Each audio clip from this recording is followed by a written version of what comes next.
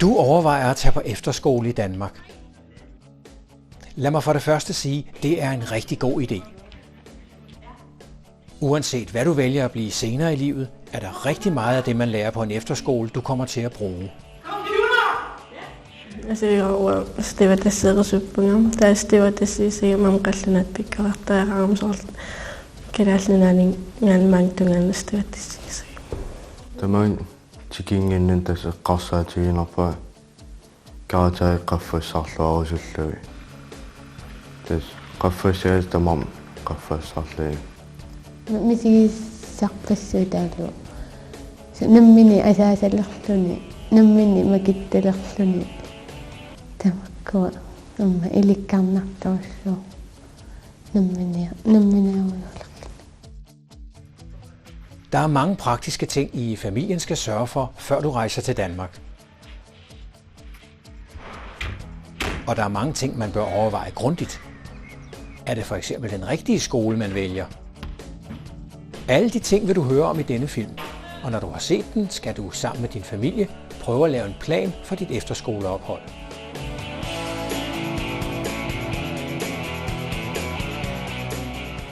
Efterskoler i Danmark er meget forskellige.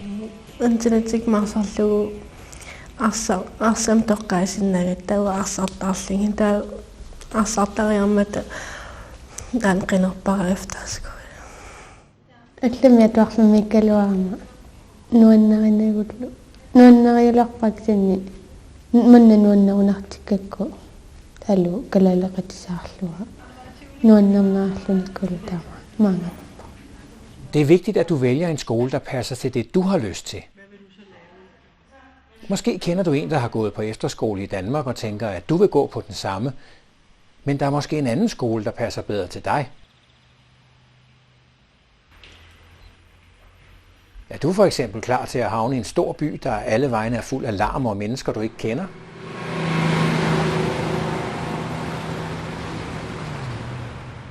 Тикеққаарамауга аққарсарпунга наатассиллоқарфиссуармиилереерпунга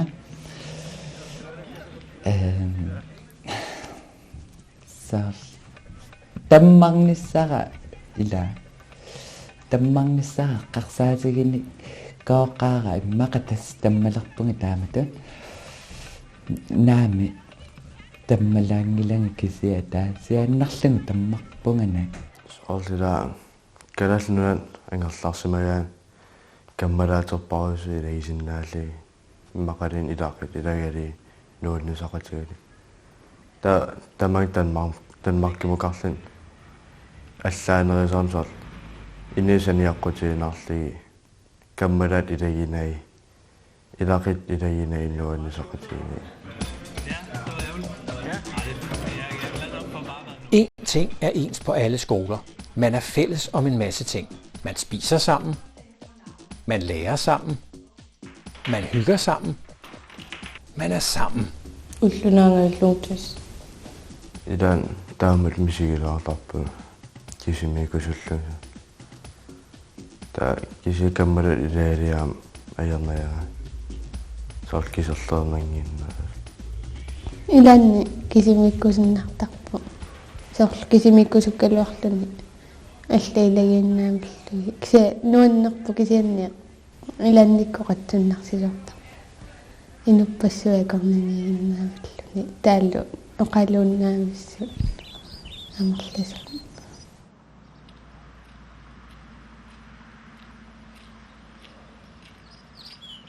Man kan godt opleve at være lidt udenfor i starten.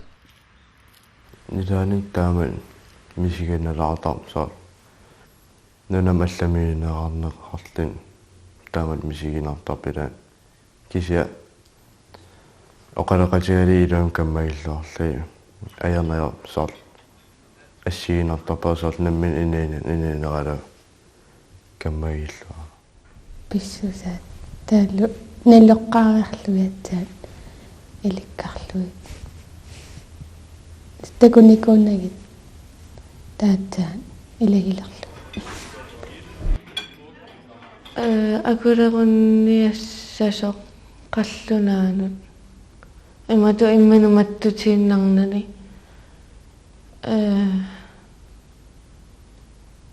нуаннитториуссагами маттутииннарниаруни иммақалута ангерларсеққаяангиннак неқарлартиссалла таа акулерунниа паллаккаани илуарнаруссалла.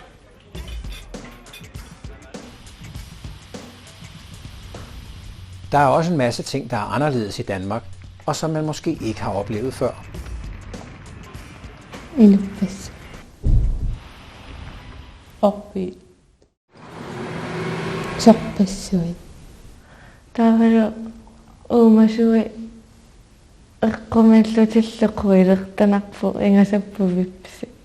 Aasia tamakkua ila aasiakuruun ilaamikisuaqqa siutingua qananqoparlu tamakka. Uumasuaq amilaarnaqa quilertanaqawanduannariнгилак mikisiuumas. De her ting er der mange før dig, der har skulle vende sig til. Men jo hurtigere du kommer med i fællesskabet, jo mindre betyder de andre ting, som kan være svære. Og her er det danske sprog en helt nødvendig nøgle. Og det er også en udfordring. Allaanerularpu. Tasaaginnalerlugi. Arlaanni. So kalallinaaninganni allaaneru. So atuarfimmi atuartaarlaatta. Allaane. Kadalnaan qalnaatoraangit so maani imma 3. klasse sulaasartanga sulaerisarpun kadalnaata maan aernalartoriusuliarinissa atuakka qalnaatuunerus nutaartaanalunalaartoriuppu taavalu qannataana oqaatsinu taanginneruusattu ajornanginnerullut Nalingsak ila qallunatu qarippiarsinnaanginnam taa neriutiua qallunat ilinniarnerisas qallunaanuk nukart sagini qallunat paasinnaasaqeqart erleqinarunarnerm paasisinnaanun kisuama ila oqaas paasinnaangilakka taa ilinniartangaqarpakka. Selv unge, der hjemmefra får at vide, at de taler godt dansk, kan få problemer med at forstå. Så skal I skrive FS10, matematik. FS10. Dansk lektier, de er svære. Og man skal skrive, når man skal skrive det, det er også svært. Det taler for hurtigt, tror jeg. Ilai sukkasooruusarpu ilailu arrit atassami naamaannartumi oqaluttarlusitaa sukkasuumi oqaluttartu ilaanni apersoqqaarluni qanuunaoqarpi attaa ilaanni paasisarpu аатсаамаангарамеэққарсаатигилерпара аттуареэ сарл илеқаанааминаамассивунга алламу қаллунаа туилинниареаққаарлунга сарл нууммут илинниаққаарлугу қаллунаат оқалунниссара паасиллуарниссаралу маангарамаатсаакисатаан эққарсаатигилерпара. Faktisk har du mulighed for at få ekstra hjælp til det danske, mens du er på efterskolen, efter reglen om dansk som andet sprog. Det skal du huske at tale med din rådgivningslærer om.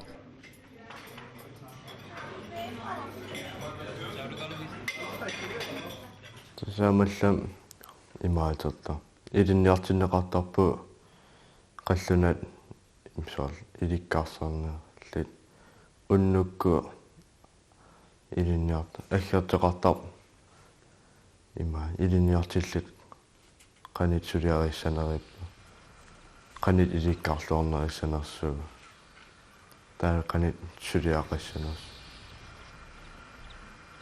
Ua folkeskoleoma malinnaasarnikuunginnamksa biomallaangamat taa malinnaasarlun taa peqqissimissutigilaartoriu ksa maan atuarlun ilikkaaqarnertoriu.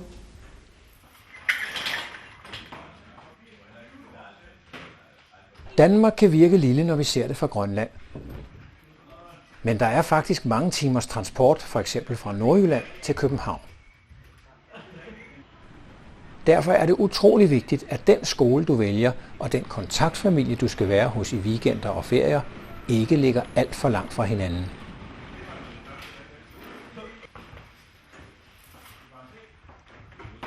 Tanan pillugutaan manna toqqari.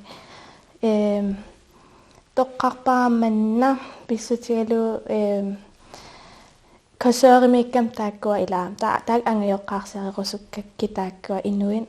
Taa ima taa qaninnersiorpuut kasöörimo qaninnersiorlu taa mannat nassaravarputa. Angajoqqaarsiaqarluni maani efterskooleraanni pingaartoruissuur. Tas angajoqqaarsiassat isaasalerlugit tassa kontaktfamiliam taasarpagut. Pingaartoruissuur tassa angajoqqaarsiassat maani Danmarkimi qan oqarsinaaunga angajoqqaakkilaallunaanniittut taartaasutut ittussaagamik. Taa pingaarpoq pitsaasunik kontaktfamilie qassalluni aamma efterskoolimut qanittut. Ungesippallaarnik akisusaarmi angalassagunik soorlu oqarutta Sjællandimi efterskooleraanni kisianni kontaktfamilie Jyllandimna joqarluni akisuallaassooq. Tamatum pingaarpoq efterskoolerialeraanni kontaktfamiliani ujarlerluarluni aamma misissorluit efterskoole kontaktfamiliem qanittuni ujarlerluni tau tassani inissilluni. Der er steder som det grønlandske hus, hvor man kan få hjælp og vejledning. De afholder også møder, hvor du kan møde grønlandske elever fra andre efterskoler. Og det er dem, der modtager jer i lufthavnen og kører med til skolen. De grønlandske huse kender til problemerne, man kan have under sit ophold, og kan mange gange hjælpe. Men ansvaret for dig ligger altså stadig hos dine forældre hjemme i Grønland, mens du er i Danmark. Og her er kontaktfamilien, du har i Danmark, altså bindeled. Det skal være nogen, du stoler på, og som du kan bruge. Så weekendterfiisarpakka tavalu feriarfialu taasorlaarmarlaanni ikiortarpaanga sorlu nikorsiarniaruma arla Pesariaqaqaarsoorl nalingisakmaan ila eftrema kontaktfamilie asil aallarsimagini. Taasumukarfisaqarma aerluti mannalla tuarmateqqasallun ismaarpum pesariaqart kontaktfamiliaqarluni.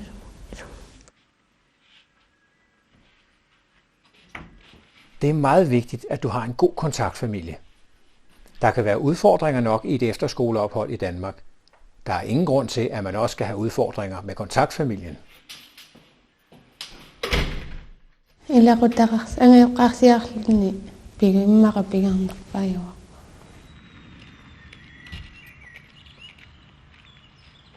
Du skal måske for første gang selv holde styr på din økonomi, mens du er på efterskole. Og det skal du, samtidig med, at du er sammen med en masse andre unge i et land, hvor der er en masse, man kan købe. Det er en svær opgave at få pengene til at slå til. Akisanaaqaarsoorlan ilaqut ana ingeqqamani kunnaarlunni soorl asilium akiseqaa atilnaqasoorl aampisinniarfiimman pikkinerner ilami torran atsan torrataqarnerium ta pisiartortaqan akisenereqa. Lav et budget i jeres familie på, hvad du har brug for eksempel hver måned, og spørg eventuelt andre til råds om, hvad det egentlig koster at leve i Danmark.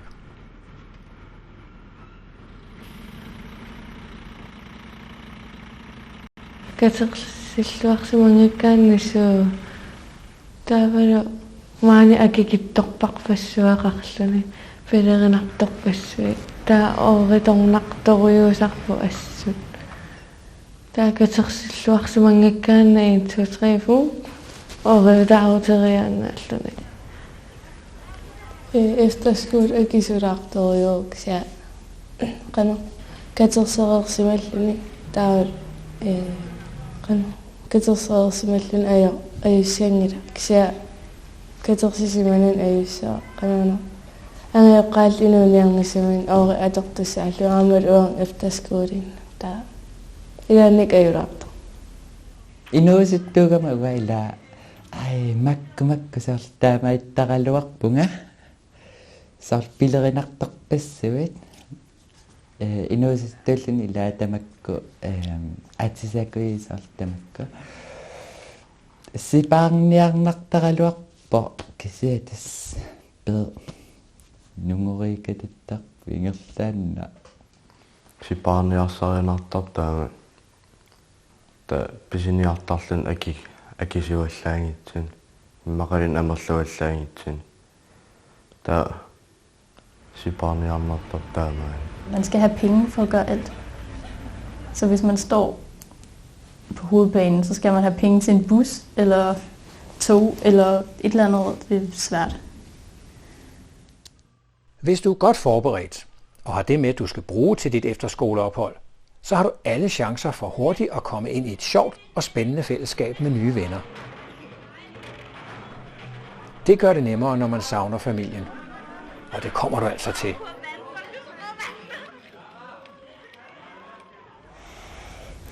Siullama allaraqamasaqutiiviin ilaarpaasaqangilangaallерлingam ilaqut ilaagavakkam taa ukisia maangtikillun paasilluarlu maaniillini maangartareerlin erleqanalaar taa qimaqqaarak artarnalartorussuu qallunaatullnalulaarluni aallaqqaammu taa тассалнаjuunnaavit tussaallugit qallunaat oqaluulfigiinnaavittar tussaallugit taa ima qimaqqaalerak maang efterskoolin paajeriartoraminga taa qiasoruissuug ua aallaqqaammut qimakkakki taa oqaluuttaqattaartarlugit taa aallarput nunatsinnukaqqip anaanak наппарсималлуни анаанақартани таавалу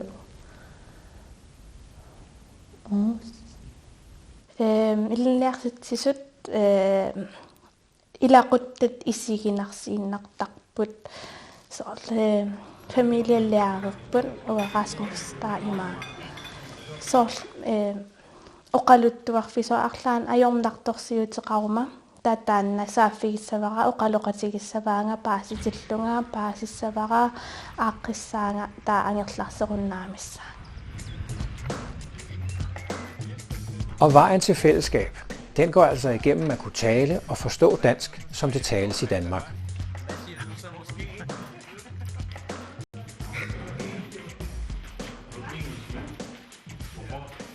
Folkeskolen qana malinnaallua tassista maangaron naluna pallaanginuussap suliassaasaar oqalunniarmis taaqallunaat oqalunniar pisaqaqartoriungam folkeskole арлаан атуаартарниаран таавал нерюппун қаллунаат илиннарлуарсимассас қаллунанунаану кассагани таавалу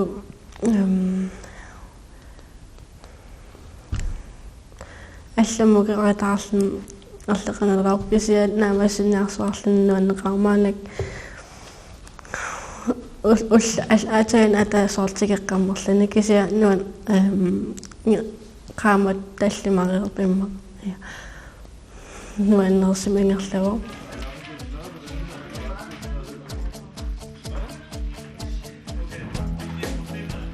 ярлу калаалеқатиамма илагиннерлугила аллану акуларунгитсоортуни таама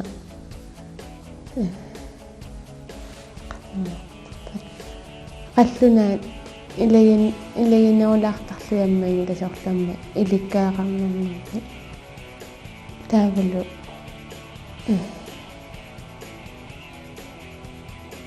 ста калаалеқатиула илагиннелертортаатси таава аллат уа маннаккут сарлу қаллунани илаисаартарпата нуаннерсиарторлунпу иликкаақарнэрмаги акулерунниассасо qallunaanut имату имману маттутииннарнани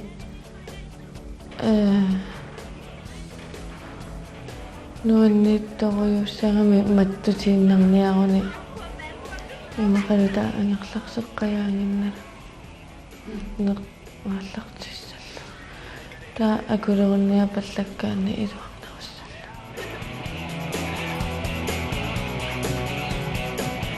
Et efterskoleophold i Danmark giver dig noget, du kan bruge fremover. Og så giver det venner for livet. Efterskolerniarussi, efterskole matoqqassangilasi, ammassaasi, qalloqatiginnittarlusi, taaqallunaat ilikkarluarneerusukkus, ilikkarluassaasi. God tur.